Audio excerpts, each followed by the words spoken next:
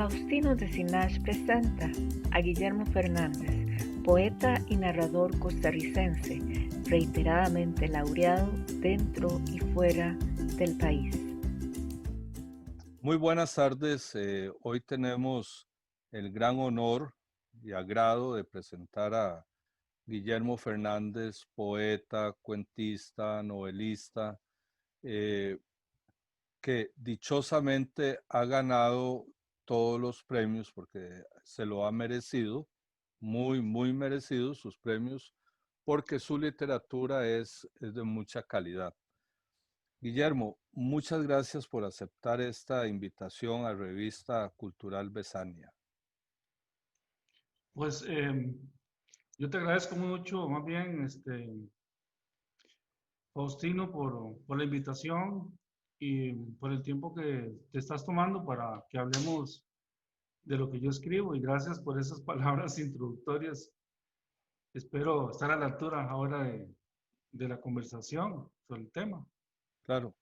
Guillermo, ¿cómo te iniciaste en la literatura? ¿Primero fue poesía o narrativa? Sí, bueno, yo me inicié con la poesía. Si queremos hablar de que un inicio eh, arrastra una publicación, ¿verdad? Conlleva una publicación. El primer libro que publiqué, por cierto, aquí lo traigo, como vos me indicaste que Qué trajera bueno. algunos libros. No tenía todos, pero sí. Este es el primer libro que publiqué. Qué lindo. Es es un libro de un muchacho, ¿verdad? Que 19 años, que ganó el premio Joven Creación en 1983 y se titula La mar entre las islas. Fue el primer libro que publiqué y era de poesía.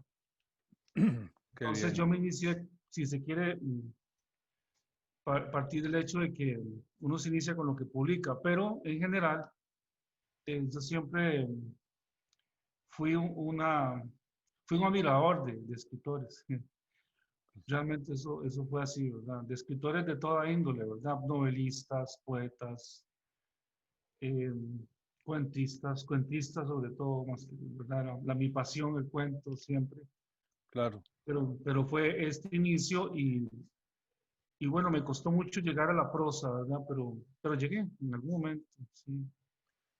Guillermo, vamos a hacer un pequeño paréntesis para oír uno de estos poemas tuyos de la primera entrega.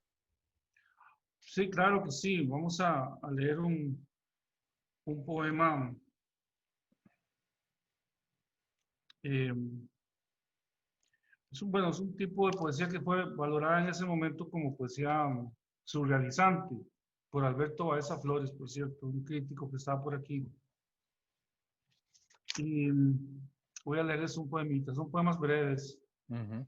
No tienes pecho, tu pecho ha muerto, resquebrajado por el soplo de un reloj. No tienes ojos, nadan en la vacuidad de un vaso. No tienes labios, tus labios han muerto, besan la última silla de un páramo. Esos son los Excelente. poemitas que yo escribía en ese entonces. Claro. Y luego de esos poemas cortos, te vas ampliando de acuerdo a lo que ibas viviendo. Son poemas románticos, sociales. ¿Qué fue lo que más te provocó hacerlos más extensos? Pues vieras que, bueno, el siguiente libro de poesía es Ajá, el siguiente libro después de este, y en realidad yo he abordado, eh, para mí el arte en general, Faustino, conlleva la posibilidad de decir quién soy, qué sufro y cómo interpreto la sociedad en la que vivo. Pues yo no claro. puedo deslindarme en ninguno de esos ejes temáticos.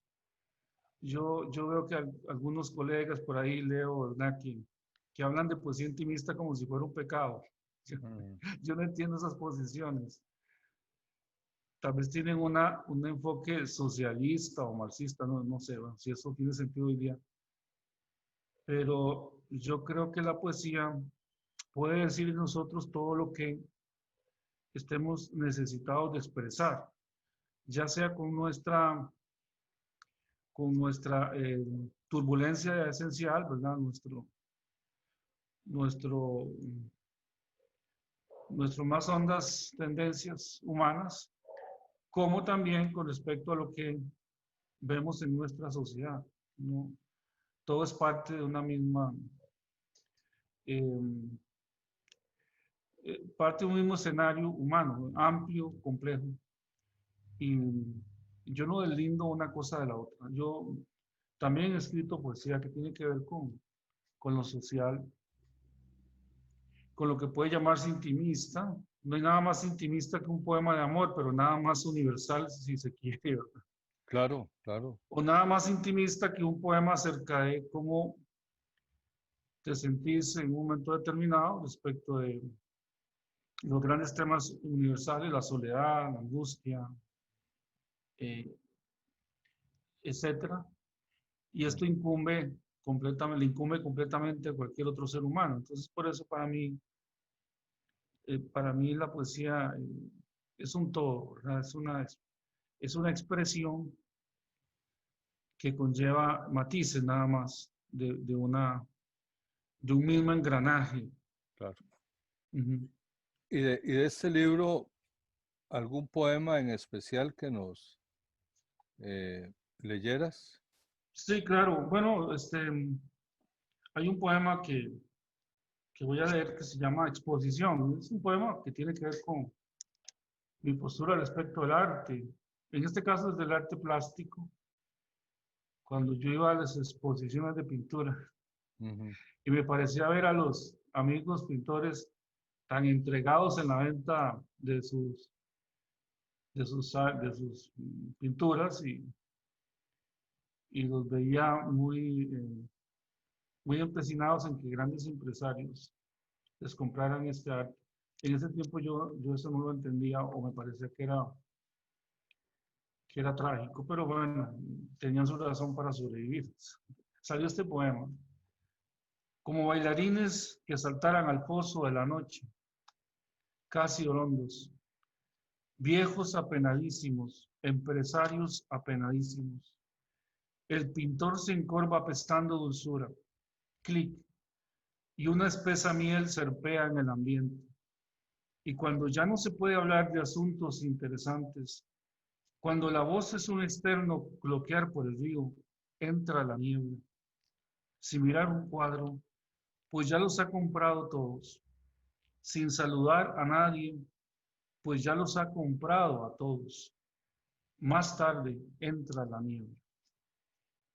Eso es un poco cruel con los pintores.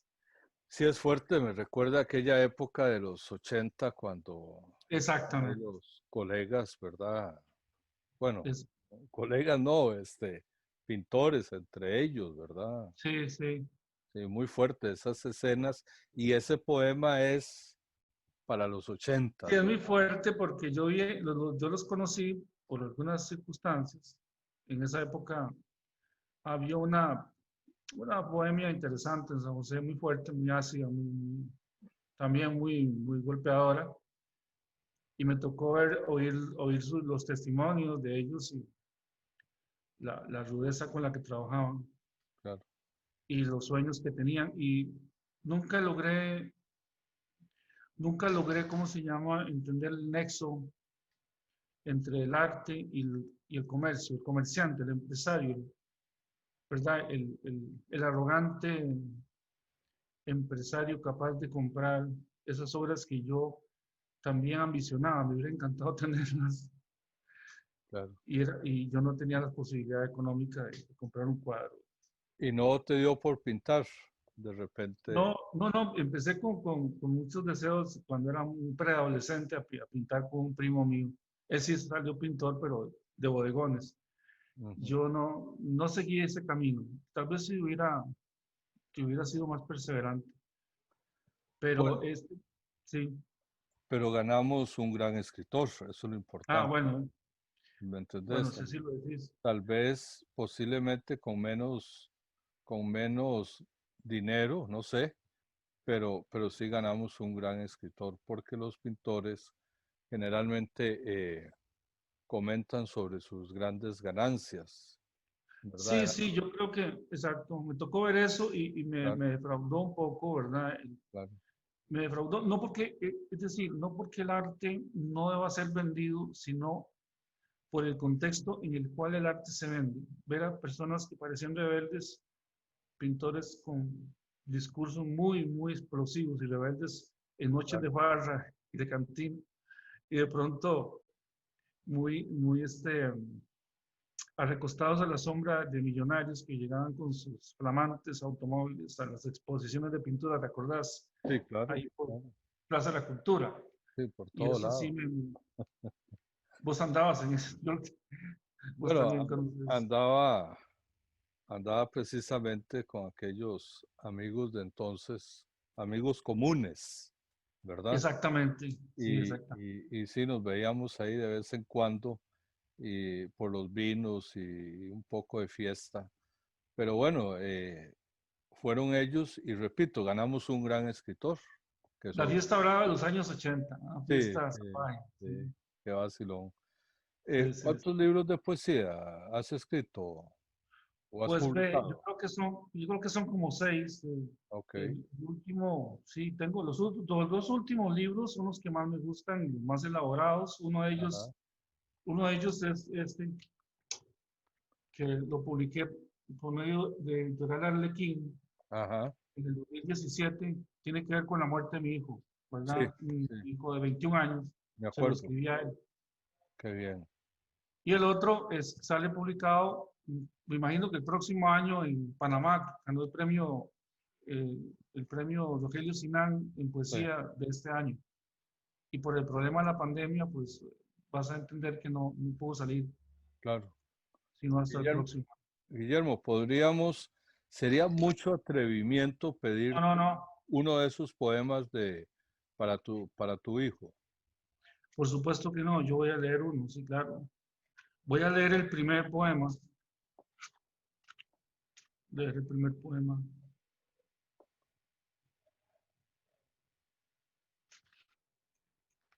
No, más bien el segundo poema del libro que se llama Hojas de ceniza. Ok, Tu ausencia dibuja nuevos miedos, nuevos rostros, extrañas callejuelas, letreros de un idioma impronunciable, soles que parecen dolientes que me llevan al entierro. Temo por mis pensamientos insanos, como enredaderas sucias en las paredes antiguas. Son puras imágenes viejas, lastimosas imágenes de opresión, donde hay paisajes que se oscurecen y en donde voy buscando un refugio. Tu silencio me vuelve a mí sonriente. Me río más de la cuenta en medio de unas pocas risas y me vuelvo a ver las manos cuando escucho mis propias carcajadas. Me toco la piel, siento mis huesos, más que nunca en medio de esta ausencia, asombrado de este cuerpo firme, como si me lo acabaran de coser a la pura vibración de los átomos. Me acaricio en los baños, me gusta sentir que no soy de humo, como tu mirada, que busco tanto en la insoportable luz.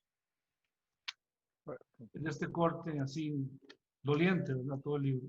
sí, sí. Guillermo, para cualquier padre es muy duro la pérdida de un hijo o una madre, ¿verdad? Pero en este caso, siempre se ha dicho que a los hombres les duele menos, lo cual no creo. No, Cómo es la pérdida de un hijo para un poeta como vos? muy buena pregunta, sí. Bueno, la pérdida de un hijo es el rompimiento de cualquier nexo con lo conocido y la entrada a un valle de sombra en el cual cada día se gana eh, sin entender cómo se puede lograr algo así. Es decir, entras en una estela de dudas y de grandes eh, de grandes, bueno, las dudas son dudas existenciales, ¿verdad? Por supuesto, me ubiqué en ese, precisamente en ese pronóstico del que hablaba Albert Camus con respecto a que solo sentimos la fugacidad de la vida cuando se nos van las personas queridas o nos dan la noticia de que nos vamos a ir nosotros, ¿verdad? Un expediente médico, por ejemplo. Solo ahí es cuando sentimos los extremos de la situación. Y es exactamente lo que yo experimenté. Es una especie de trabajo de Sísifo, diría yo. Estar llevando un día a día, la posibilidad de que vos también sobrevivas a esa muerte. Porque sentís que ya la vida en sí carece de sentido. Entonces el sentido, todo lo que habías conocido anteriormente, se disuelve y quedan como pocas islas, ¿verdad? Visibles en ese mar o en ese valle con lagos donde no encontrás asilo. El arte me ayudó mucho porque produje este libro y luego produje una novela en torno a ese duelo que duró alrededor de 3 años por ahí. Claro. No Ahora, es un asunto de un día para otro. Sí, eh, ahora vamos a hablar de esa novela. sí, Antes no, de entrar a novela, tenés un número importante de relatos o cuentos en el cual también ha sido premiado. ¿Cuántos sí, libros bueno, de cuentos? este libro Ajá. ahora está publicado por URUC, Ujú, es el Premio Nacional del 2014. sí, lo recuerdo. Un hombre cerrado, dado al mundo, creo que es lo mejor que he escrito En en cuentos. narrativa. ¿Y Cuentos, sí. cuántos cuentos tiene este Son libro? 8 cuentos, son 8 cuentos y Ajá. estuvo muy bien calificado por el jurado de los premios nacionales. Qué bien, qué bien. Es un libro que me gusta realmente. Vos sabes que a veces a uno le gusta lo que escribe a la distancia y otras veces ya no, ¿verdad? Sí, sí. Suele pasar. Este libro me sigue gustando. Y, por ejemplo, ¿cuántos tenés de cuentos? ¿Cuántos libros? Eh, tengo, tengo este libro, tengo el primero que es este mismo, Efecto Ajá. Invernadero, también publicado por Uru, Ajá. y otro que no logré encontrar, no tuve, eh, se titula Hagamos un ángel. Todos Ah, estos libros han sido recomendados por el Ministerio de Educación, perdón, para ujú, lectura, claro. incluida la primera novela que publiqué, que se titula Babelia. Babelia. Son 4 libros que están considerados por el Ministerio de Educación para Ah, lectura. Yo te lo había comentado hace unos años. sí, sí, es cierto. Para lectura en secundaria.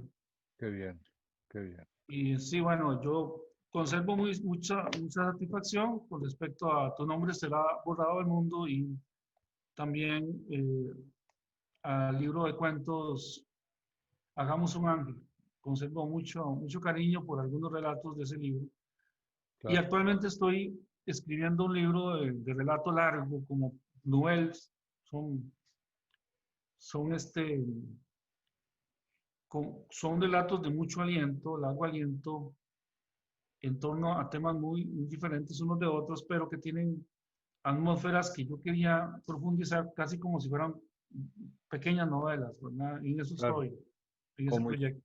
como historias cruzadas. Historias cruzadas, sí, por Sí. ejemplo, hay un sicario de VIP. Imaginé un sicario VIP que llega a la ciudad de Praga con la encomienda de matar bueno, como siempre tienen esos sicarios de VIP, solo pueden matar gente de muy alto nivel.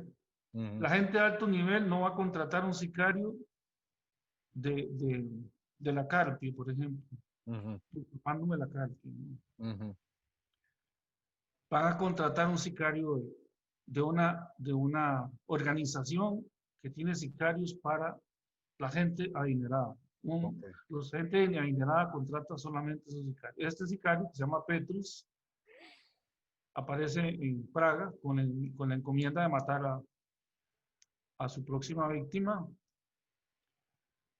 pero ahí suceden cosas muy interesantes con respecto a su psicología, porque no es un sicario realmente como lo conocemos. De ahí la problematización de esta mentalidad. Es un ucraniano que ha sido contratado por la organización, que tiene un pasado. Entonces también le gusta la literatura y ha sido lector de Allan Poe. Y se da cuenta que tiene que matar a una mujer muy hermosa. Y se acuerda de lo que decía Allan Poe, que el hecho poético más alto es la muerte de una mujer hermosa. Entonces el tipo se le hace una confusión y se acuerda cuando era estudiante y tuvo que renunciar a la universidad para convertirse en sicario de alto nivel. Y ahí se le hace un problema existencial, conoce a la mujer occidentalmente, parece occidentalmente. Se titula Teatro Negro. Teatro Negro, no sé si te acordás, ese tipo de teatro donde las figuras son movidas son movidas desde la oscuridad. Entonces nos habla de destino como el destino como sombras que nos mueven y no sabemos de dónde vienen esos impulsos o mecanismos, ¿verdad? Como el reloj de Praga, el reloj que está ahí, ¿verdad? Siempre funcionando, como el reloj de la muerte propiamente. Bueno, ese es uno de ellos. Otro sobre Stalin, por cierto, que es una figura que me interesa muchísimo, pero muchísimo. Para mí la figura de Stalin es muy, muy tentadora desde el punto de vista literario. Claro. Y otro sobre la pandemia, etcétera. Ahí voy desarrollando. Otro sobre el robo del cerebro de Albert Einstein por un cirujano. Claro. Obsesionado con el cerebro del genio físico, ¿verdad? Y ahí son cuentos, son relatos, realmente no son cuentos, ¿verdad? Claro.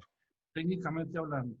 Guillermo, novelas, ¿cuántas impresas, publicadas? Novelas, pues la primera es esta, Babelia, que tiene que ver con una trama media sórdida, ¿verdad? A mí me impresionó mucho el surgimiento de los moles y cómo la gente llegaba ahí y se movía. Bueno, uno tiene su forma de observar el mundo, tal vez una forma maliciosa, ¿no? Y entendí que Costa Rica se estaba convirtiendo en un país lleno de moles. El Mall San Pedro me inspiró esta novela, cuando realmente era un mall donde concentraba gran cantidad de personas. Queda como un legado, una memoria de ese entonces. Incluso había varios suicidios, se tiraban como en un cuarto piso, ¿verdad? Y eso salía en el periódico Extra. Y me interesó mucho esta situación del mall. Luego publiqué otra novela que se titula Nebulosa.com, que tiene que ver con la comunicación, pero de correos electrónicos. Yo en ese entonces no había internet ni nada, pero es una novela fallida desde el punto de vista del pronóstico en que se iba a convertir la comunicación. Sin embargo, ahí está en embrión la propuesta de la soledad que nos iba a traer la comunicación virtual. El individuo tiene más canales de comunicación, pero está más solo, más desarraigado, se siente menos acariciado por las compañías, por las compañías reales, ¿verdad? Y suele exponer su queja en redes sociales. Obviamente en la novela no hay redes sociales, pero sí había la fabulación en torno a los correos electrónicos y a los blogs, ¿verdad? Los de internet en ese momento. Luego la siguiente novela es esta, Ojos de Muertos, que tiene que ver con la invasión a Irak. Okay. Un político costarricense conocido, pues fue presidente, conocido mucho por sus extrañas afirmaciones.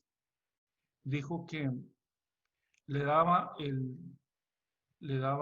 apoyo a Bush por la invasión a Irak debido a que era más benigno, por decirlo así, que murieran niños iraquíes que niños norteamericanos y costarricenses. Por ejemplo, eso para como excusa para participar en el apoyo a Bush. Eso me pareció sorprendente, viniendo de un político que nos representaba en el mundo. Y me pareció cosas tan admirables. Este tipo de cosas me sorprenden mucho, ¿verdad? Como por ejemplo lo que dijo hace poco un escultor muy cotizado en el país, que dice que sus esculturas, se tiene bajando un gato, Qué bueno, sus, ¿ah? sus esculturas en la avenida central le iban a dar brigada o abrigo, no sé, bueno, abrigo a los indigentes. Yo no sé dónde está el mundo parado, ¿verdad? Pero uno escucha cosas que al rato se pueden convertir en interesantes relatos. No sé si te acordás de eso que dijo Sí, ese claro. señor, el Claro. escultor. Me Bueno, pareció un disparate claro. impresionante y Ujú. de una aparatosa, de un aparatoso narcisismo, ¿verdad? Y yo no sé Sí, cómo puede ser que la gente diga cosas así. sí. Pero bueno, ese presidente, partiendo más que todo el presidente, dijo más cosas, más extrañas, más ampulosas. El problema es que uno puede hablar cosas extrañas, descabelladas todo el día, pero no siendo presidente de una república o un gran O no escritor. haciéndolas públicas. O no decirlo en público, es decir, que la gente Claro. delira públicamente. Sí, Y esto acarrea una responsabilidad. claro, Porque claro, si yo digo, claro. bueno, voy a apoyar una guerra y es por esta razón, o sea, esa razón no es precisamente una buena razón. Claro. Sorprendente. Y quiere decir que todavía aquí lo surreal o lo infrarreal, no sé cómo llamarlo, es el motor también de la historia. ¿Sí? Y Claro. luego la otra novela que siguió esta, yo tengo la carátula, es la novela sobre mi hijo, sobre el Ajá. duelo, es una novela centrada en el duelo, que se titula Te busco en las tinieblas, y esa es la penúltima, y la última es El ojo del mundo, que versa sobre el famoso periodista Kevin Carter, que ganó el premio Pulitzer en 1993. Vos conoces, vos sos un fotógrafo conocido. Claro, Me imagino que sabes, ¿verdad? El claro. famoso premio Pulitzer del 93 Sí, sobre aquella ajá. fotografía de niño del buitre. Sí, Es, es una novela que ganó el premio nacional ahora este año y que tiene que ver también con una lucubración bueno, es una novela no ambientada en Costa Rica, ¿verdad? ok, Es ambientada entre Nueva York y Sudáfrica. claro. Y tiene que Eh, ver con lucubraciones filosóficas en torno a ese buitre, a ese niño y a las inquietudes de los personajes que se van interesando en la fotografía de alguna manera. ok. Guillermo, ¿cómo ha sido ese traslape o ese movimiento de pasar de la poesía al cuento o del cuento a la novela y luego de la novela pasar al cuento y de vez en cuando escribir poesía? ¿Puedes Claro, hacer eso sí, como una división, como una casa que sean diferentes habitaciones? sí, muy buena pregunta. Yo también me la he hecho y resulta que para mí no hay dificultad. Es más que todo como enfocarse, enfocarse en el género, ¿verdad? Hay ideas que surgen para desarrollarse como cuentos, porque son definitivamente, uno dice, bueno, esto se puede convertir en una novela, pero mejor lo dejamos en un cuento, Ujú. porque no amerita una extensión como la tendría una novela. Me interesa proponer estos escenarios y que quede abierto, un final abierto. Siempre hay algo ahí relacionado con lo fantástico, etcétera, ¿verdad?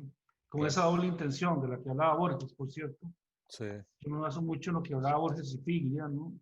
Sobre la doble intención, los dos argumentos. El uno que es falso, superficial, y el otro que es lo que realmente queremos que se sepa al final. vamos llevando al lector hacia esa zona gris o grisácea o esa penumbra que es a la que queremos que llegue, ¿verdad? Y se haga él mismo sus propias conjeturas, porque el cuento me parece que consiste en eso, ¿verdad? Que el lector se haga su propia presunción de los hechos, ¿no? Y no darle todo servido. Sí me parece que hay que tengo esa posibilidad, ¿no? Después de enfocarme mucho, de esforzarme mucho, de salir, por ejemplo, de un poemario y empezar a centrarme en historias, no es algo tampoco inmediato ni mecánico, no es algo espontáneo. Requiere que me concentre, que me esfuerce mucho para ir pasando de un género a otro, ¿verdad? Pero, ¿cómo te digo? Sí, disfruto de todos los géneros muchísimo. O sea, yo sé cuando me puedo ubicar en cada género con mucho placer. Y es lo que quiero comunicar. Claro, claro. Sí, y bueno, y se nota en la literatura que hay un disfrute de parte del escritor, porque eso se nota cuando la literatura tiene esa cuestión libre, ¿verdad? Del mensaje. Hay otra literatura que se siente, o otros libros que se sienten muy tensos o muy vagos. En el caso Entiendo. tuyo sí se siente ahí que hay mucho disfrute, que hay sufrimiento, obviamente hay lágrimas, etcétera, como en esos dos casos específicos del poemario y de la novela a tu hijo. Eso es bastante fuerte. Sí, Y son fuertes. La novela es fuerte, bastante. claro, claro, Sí. claro. No tiene condescendencias. Por lo menos lo veo así, ¿verdad? Sí, sí. Guillermo, ¿qué recomendás como escritor? ¿Qué puedes recomendar a las nuevas generaciones? Que empiecen con poesía, que empiecen con narrativa, con cuento o novela. Bueno, yo voy a ser muy honesto con vos, ya que esto es un conversatorio informal, me dijiste. Sí, sí. Yo percibo a ciertos escritores jóvenes con una gran necesidad de ser notorios ya, de convertirse en famosos ya, de alcanzar eh, la adulación ya. Y me parece que no están bien encausados. Incluso se autodenominan de una vez poetas, escritores, novelistas. Bueno, novelistas no es más difícil, pero lo más fácil es como decir soy poeta o soy cuentista de microrelatos y cosas así. Cualquiera lo dice, yo ahora veo el fenómeno en redes sociales y se están autoengañando. Yo no puedo decretar que soy poeta porque me invitaron a unos recitales vía Zoom o me eligieron representante de no sé qué en Costa Rica. Tantas cosas que hay de poesía ahora, yo no sé cómo es que han proliferado tantas cosas. Y uno escucha aquello, pues son panfletos, ¿verdad? Son como grandes eh, lucubraciones politicoides o feministoides o también o experimentaciones lingüísticas que no van para ningún lado, que ya se hicieron, que ya se hicieron. Yo creo que primero uno tiene que plantearse, yo no sé, vos sos de mi generación, y nunca se nos ocurrió pensar que nosotros éramos igual a Alfonso Chase en aquella época o a Nunca, Isa Felipe Sofeifa o nunca. a tantos autores que nosotros leímos en su momento, ¿verdad? ¿Te acordás? Sí, claro, ni a Teníamos que Gutiérrez, ir a la biblioteca ni a a sacar Joaquín. los libros, la biblioteca de la UCR, Claro. a la biblioteca García Montt, o a Ujú. la de San José, frente al Parque Central, Parque Nacional, perdón. Sí. Buscar libros que no eran sencillos de encontrar. Y uno tenía esa humildad, no sé si era humildad o esa prudencia que Prudencia. no encuentro hoy en la juventud, en poetas jóvenes que pueden lucir hasta incluso títulos. Muchos de ellos son ya graduados. Pero ya se autodenominan que son, por un libro, yo veo señoras, señores de todo tipo, publican un librito y ya se autodenominan poetas. Y ya son poetas, los invitan aquí, ya eso te patentiza el que seas poeta, ¿no? Eso no es así. Ni escritor, ni nada. Hay que pasar por un proceso. Yo creo que primero se tiene que tener una vida, hay que experimentar. Sí, sí. Hay que pasar por unas vivencias para poder hablar algo convincente. No se puede empezar, como he visto, o de la mera pose, autodominándose uno escritor. Es mejor que los demás lo llamen a uno escritor en algún momento, si cabe la posibilidad de que uno merezca ese título, ¿no te parece? Sí, claro, por supuesto. Ganarse el título de escritor en un medio tan combativo, y está bien que lo sea, las cosas no tienen que ser fáciles. Sí. No es que yo tengo que merecer méritos porque me gusta escribir, no tengo que tener una obra, tengo que producir una obra para luego ser considerado. Y a mí me gusta mi posición y mi lugar, o sea, yo estoy aparte de todos los grupos que hay aquí, de colectivos, como se les llame, ¿no? Muy lejos de sus pretensiones multitudinarias y de la masificación que existe hoy en torno al arte. Como decir, todos somos iguales, todos tenemos toda esa expresión artística, qué bello, qué bonito. Yo estoy en otro canal, quizás estoy en otra época, ¿verdad? A mí me costó mucho ir grado a grado, convirtiéndome en alguien que podría llamársele hoy un escritor. Y con muchas reservas, porque yo tengo reservas todavía. Yo soy muy cartesiano en todo siempre tengo una duda, ¿verdad?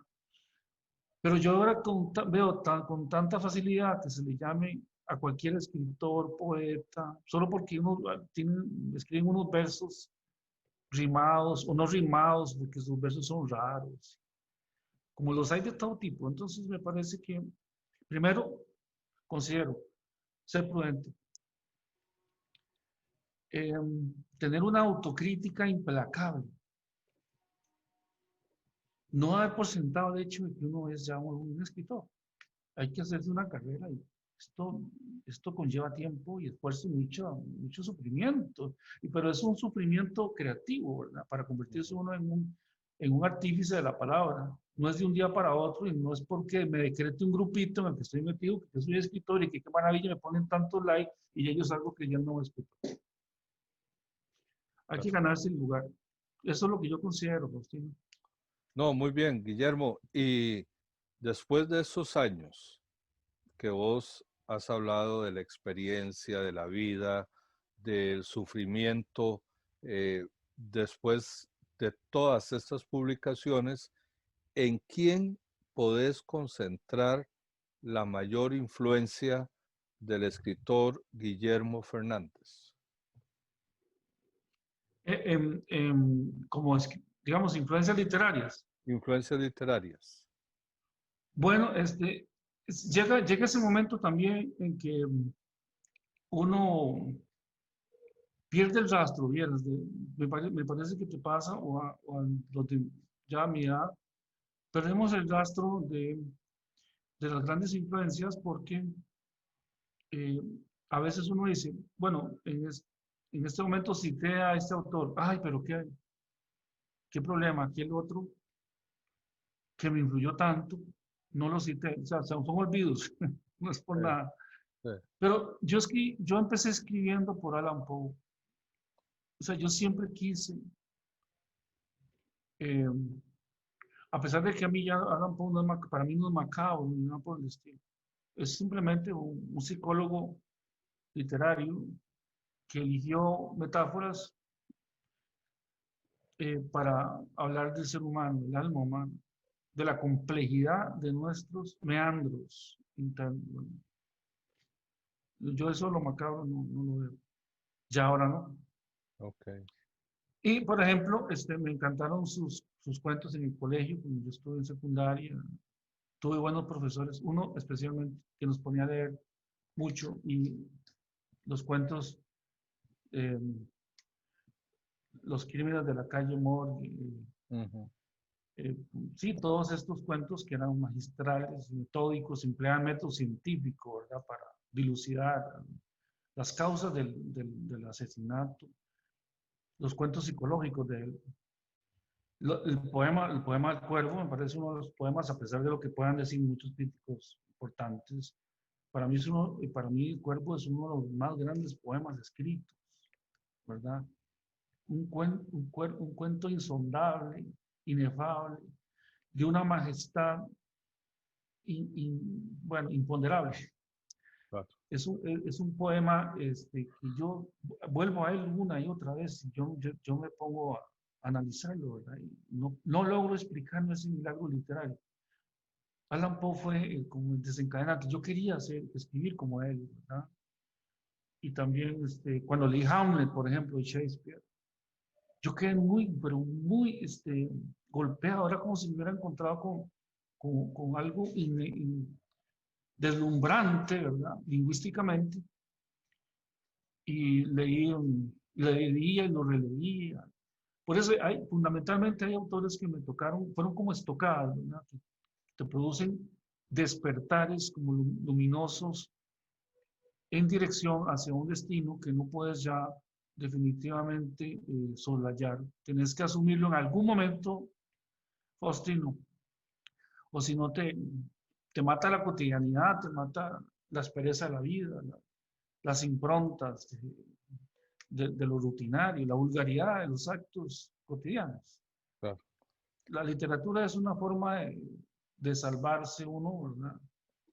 Y para mí ha sido eso, una tabla de salvación. En este caso, digamos, como Edgar Allan Poe, que es el alma psicológica, ¿lo encontrás igualmente en Dostoyevsky, Guillermo? Sí, claro, en Dostoyevsky lo encuentro, pero de una manera más, obviamente no hay novelas en Allan Poe, por lo menos las aventuras de Arturo Gordon Pym es lo más cercano, Ujú. pero no tiene esa finalidad de Dostoyevsky de exponernos eh, las, eh, las guerras, las guerras del alma Ujú.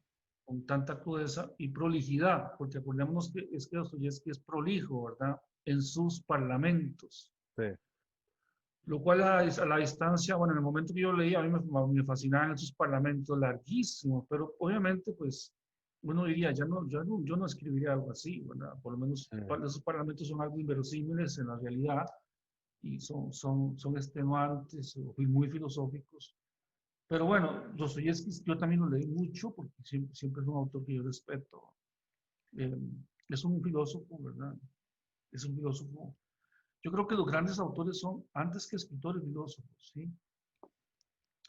Encontré, obviamente, para mí Borges representa, no por pedantería a mi parte decirlo, no es que me ponga en el lado de los que admiran a Borges porque quisiera eh, lucirme, ¿verdad? Sino porque efectivamente Borges, con una obra cuentística, si se quiere, no muy vasta, yo creo, no es una obra muy vasta, ¿verdad? Poca, es poca.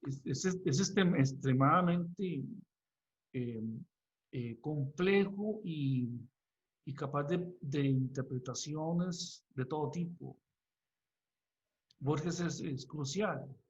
Yo, por ejemplo, sigo leyendo una y otra vez el cuento del sur Ujú. y me pongo en los pies de aquel Dalman, ¿verdad? Que llega una especie de cantinilla, pueblo allá por el sur argentino, y se resuelve su destino en una pelea callejera. eh, y así es la vida, de vulgar a veces, decinar. así la vida vulgar. Sí, sí, es cierto. Almas muy grandes de pronto se desencadenan en una trivialidad y mueren en manos de un destino que parece completamente vulgar, ¿verdad? No sé, desaparecen en manos de lo imprevisto. Es un cuento magistral, yo creo que es el mejor cuento escrito en lengua castellana. Sí, sí, Bueno, el asunto es que, como ves, si uno escoge grandes mentores, ¿verdad? Siempre se le va a ir quedando sí, sí, los eso pasa. maestros. Viejo, por supuesto, bueno, es como un denominador común en todos los que amamos el cuento. Lo recuerdo con mucha, mucha nostalgia cuando yo lo empecé a leer. Yo decía, esto no puede ser posible. ¿Cómo alguien en tan pocas páginas puede enseñarme tanto de la vida? Faustino, es que Sí, la literatura nos enseña de la vida. claro, claro. No es solamente un divertimento, como algunos creen que es entretenimiento. Sí, No, no, es que la literatura precisamente nos cala porque nos está mostrando una ventana que no posee ninguna otra disciplina científica o sociológica, ninguna de las disciplinas que se conozcan es tan precisa para revelarnos cómo son los hechos, ¿verdad? claro. Ninguna tiene esa capacidad. Guillermo, y después también de esos años de lecturas y de escribir, ¿sentís alguna diferencia con lo que se escribe actualmente? Por ejemplo, eh, Edgar Allan Poe, Dostoyevsky, Borges, gente que has nombrado y que hablas sobre la psicología del alma humana, que hay mucho o buena parte en los libros tuyos, sobre todo cuando escribís para tu hijo, hay mucho de esa psicología. ¿Crees que hay una gran variante entre aquello que leímos o que Mm. respetamos a lo que hacen ahora una serie de escritores como la gente nueva a un nivel de Europa, de la Argentina, de México? Y te hablo, por ejemplo, en Argentina de Sachi, en México de Volpi, en España, por ejemplo, de Ruiz Zafón. Eh, ¿Sentís alguna diferencia en el margen de la extensión del lenguaje?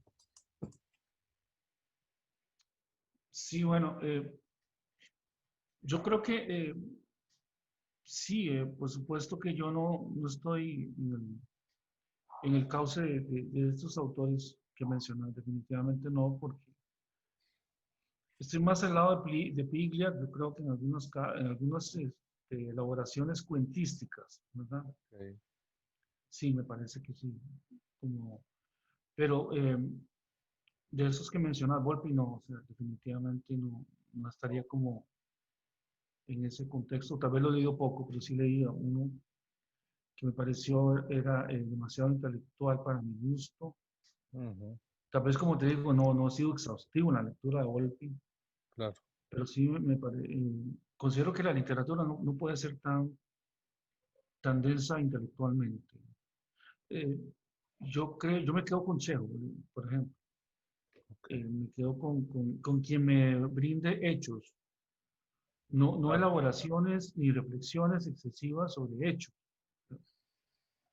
Eh, Entiendo que también, bueno, es posible, ¿no?, elaborar, reflexionar. El método expositivo puede llevarse a la novela perfectamente, pero no usar de él. Acordémonos que también la narrativa necesita mostrar a los personajes que ellos que se liberen, que sean ellos los que, este, con toda libertad, expongan sus puntos de vista y que no sean simples marionetas de nuestras exposiciones filosóficas, teóricas, literarias, ¿no? Ujú, Me parece que ahí hay que dejarlo respirar, ¿sí? ok, ok. Sí, ese es mi parecer, ¿verdad? Muy buena lección esa. Hay un grupo, por ejemplo, Fontana Rosa en Argentina, Ajá, sí. Soriano, eh, está Simonetti en Chile, Sí, el y, Soriano yo sí, sí lo leí. y hay varios autores que tienden a eso que vos estás diciendo, que lo mantienen a uno vivo en la literatura. Pero bueno, volvemos a lo mismo, es una cuestión de gustos Sí, y es una cuestión de también gustos. pero es muy válido lo que nos estás diciendo porque es otra lección de la lectura y tenemos algo nuevo eh, tuyo que viene de camino, Sí, vieras que, aparte de la próxima publicación. sí, bueno, sería, bueno, aparte de ese libro de poesía, que precisamente es una poesía que no se encabalga en la poesía que actualmente se escribe, por lo menos en Costa Rica y en Ujú, España, ¿no? Yo veo que se están haciendo cosas muy diferentes a las que yo elaboro, ujú, ¿verdad? Sí, mi poética es muy diferente, ¿no? claro. No podría tampoco decir, bueno, estoy trabajando una poesía que se parece mucho a lo que se hace hoy día, no, no es así.